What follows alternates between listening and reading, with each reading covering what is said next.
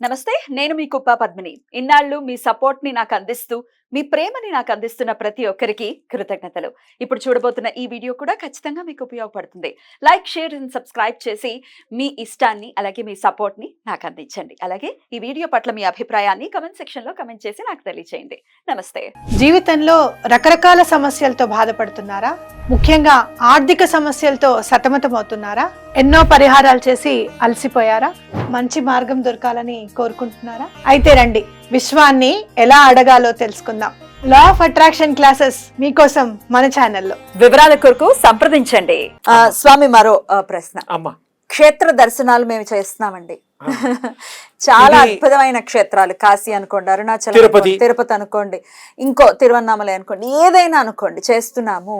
కానీ ఫలితం మాత్రం మాకు దక్కట్లేదు, రావట్లేదు. ఏం లేదమ్మా, ఏమిటి కారణం? ఇది చాలా తేలికగా అర్థం చేసుకోవాల్సింది. పుణ్యక్షేత్రాలు వెళ్ళడము మంచిది, దైవ దర్శనాలు మంచిది, ఖర్చు ఎక్కువ తక్కువ, 2 రోజులు నిద్ర చేయడం కూడా మంచిది. కానీ అక్కడ మీరు వెళ్ళి మీ బాధలు చెప్పుకుంటారు, అంతే కదా? అంతేనండి. కానీ మనస్సు పెట్టడానికి వీలున్న లాగేస్తూ ఉంటారు. క్యూలో నిలబడి స్వామిని చూడంగానే మీరు చెప్పుకునే లోపుగానే లాగేస్తున్నారు కొన్ని గుళ్ళల్లో. అంటే అంత జనాలు విపరీతంగా మీద పడిపోతూ ఉంటారు. అందుకని అక్కడ ఏకాగ్రత సాధ్యం కావడం లేదు.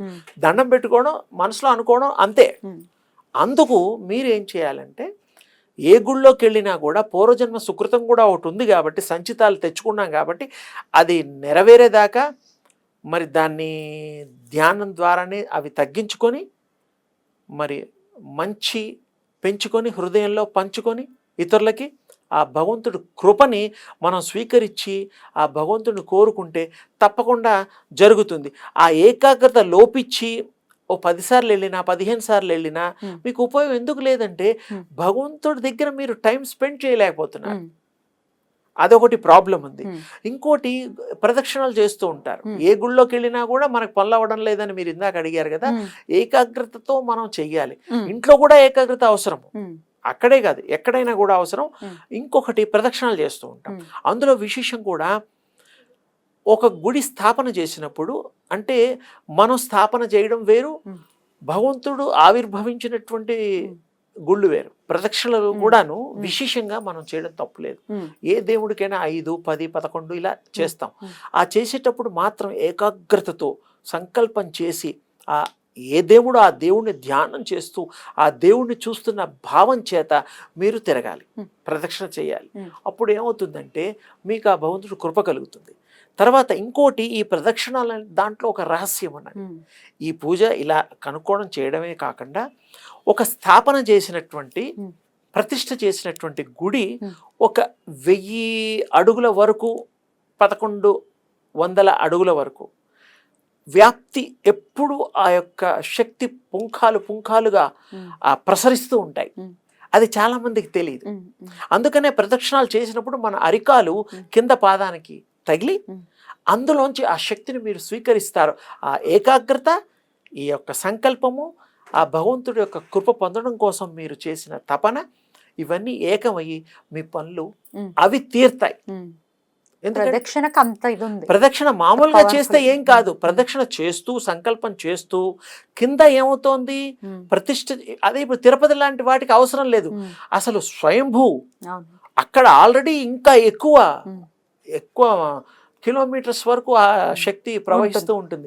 అందుకని అక్కడ కూడా చేస్తారు, అసలు గుడి మొత్తం ఆవరణ చేస్తారు. అప్పుడు వాళ్ళకి, కానీ మనసు పెట్టాలి, తప్పకుండా జరుగుతుంది. ఇక్కడ కూడాను మీకు వేరే గుళ్ళల్లో కూడాను చేసింది ఏంటంటే, ఆ ప్రదక్షిణ యొక్క విశేషము ఇది తెలిస్తే ప్రజలు పరీక్షణ చేసేటప్పుడు ఈ జాగ్రత్తలు తీసుకుంటారని చెప్పడం జరుగుతుంది. ఎందుకంటే ఆ కింద శక్తి ఉందా అని తెలియదు కదా, ప్రసరణ జరుగుతుందా కింద, అంత గొప్పది. అందుకోసం చెప్పులు లేకుండా, చెప్పులు ఎక్కడో పెట్టేసి కాళ్ళు చేతులు కడుక్కుని ఆ స్వామిని తలుచుకుని చేస్తాం. అది బ్లాక్ మ్యాజిక్. ఏదో ఇది చాలా ప్రయోగాలు జరిగాయి, మందులు పెట్టేశారు మాకు, మా వాళ్ళకి మందులు పెట్టేశారు, ప్రయోగాలు చేశారు, ఇది చేస్తారు, అది చేస్తారు, చేతబడులు చేస్తారు. అసలు ఇవి ఉన్నాయా స్వామి? మీరు అన్నవి ప్రయోగాలు ఉన్నాయి, చేతబడులు ఉన్నాయి. కానీ ఇప్పుడు అది 100కి 99% మీకు అది కుదరదు. అది చేసేవాళ్ళు అసలు ఆ తరం అంతరించిపోతుంది. ఎందుకంటే ఊళ్ళల్లో ఒకప్పుడు ఉండేవాళ్ళు, వాళ్ళు ఉన్నప్పుడు ఎవరికైనా ఏదైనా చెడు జరిగినా, గేదెల్ని చంపేసినా రకరకాలు ఉండేవి.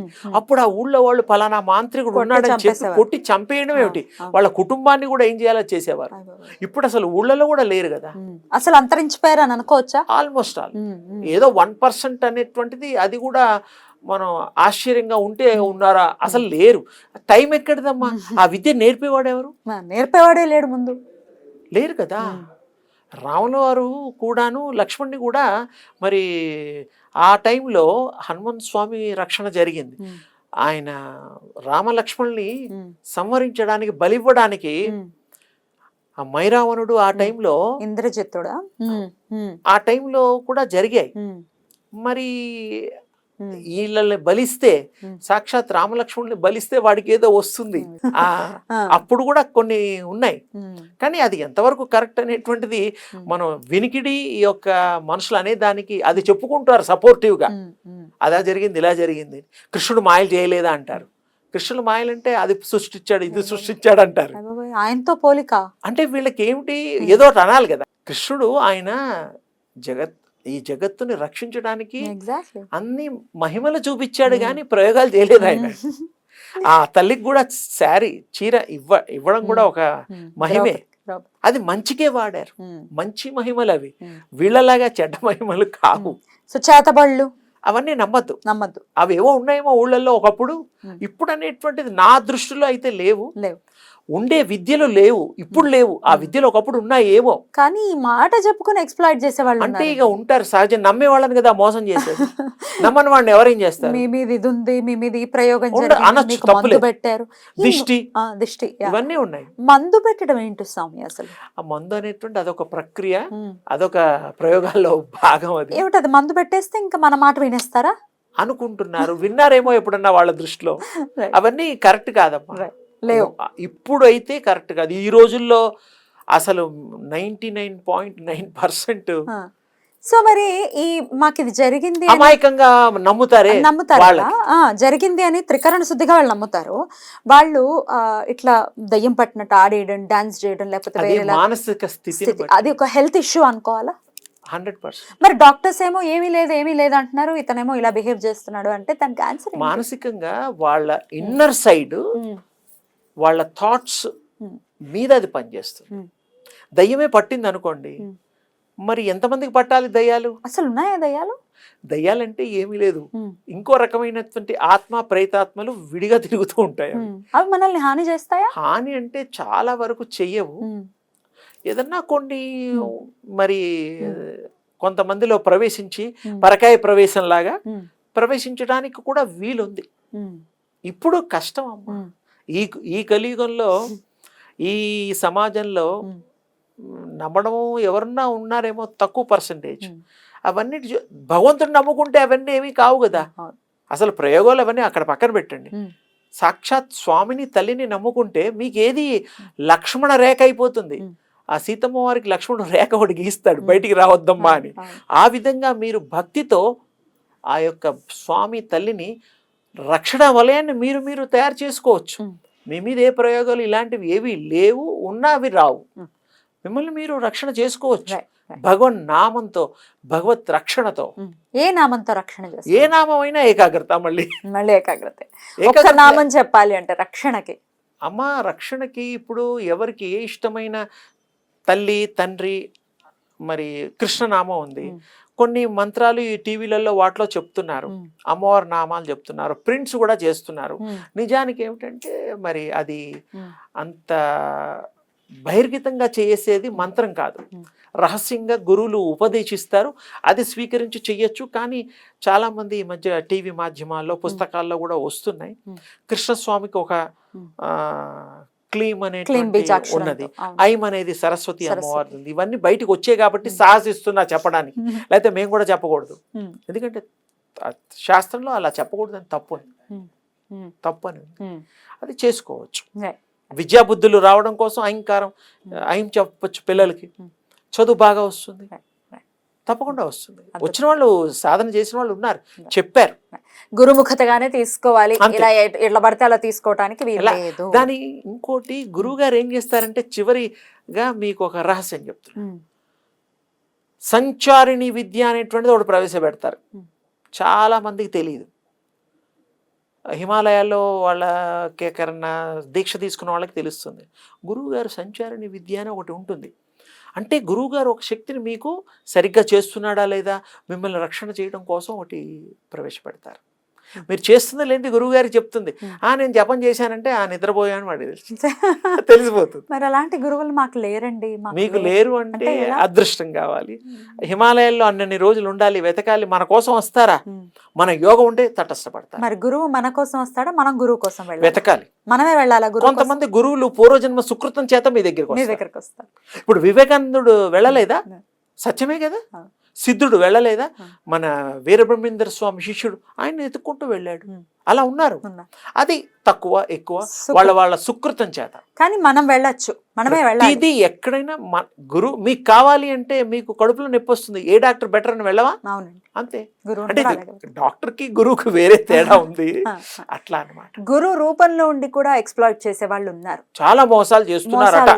నాకు తెలియదు, ఈ మధ్య విన్నాను. మోసాలు చేస్తున్నారు. ఎలా మరి నమ్మేది? ఎలా మేము మీదంటే మీదే దోషం కదండి.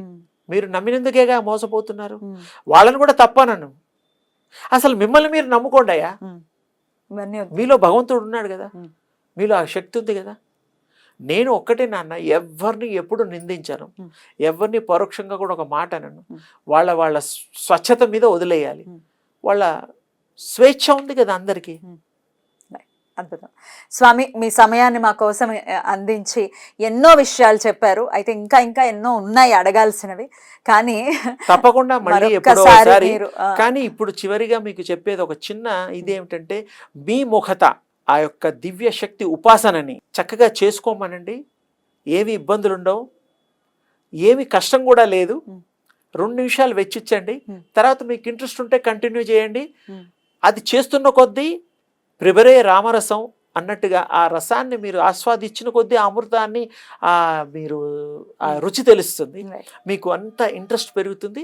ఆ దివ్య శక్తిని మీరు పొందేటువంటి చక్కటి సూక్ష్మమైన మార్గం నేను చెప్పింది. ఈ వేడి వ్రతాలు అవన్నీ చేసుకోండి, తప్పులేదు. ఎవరికి ఇష్టమైంది వాళ్ళు చేసుకోండి.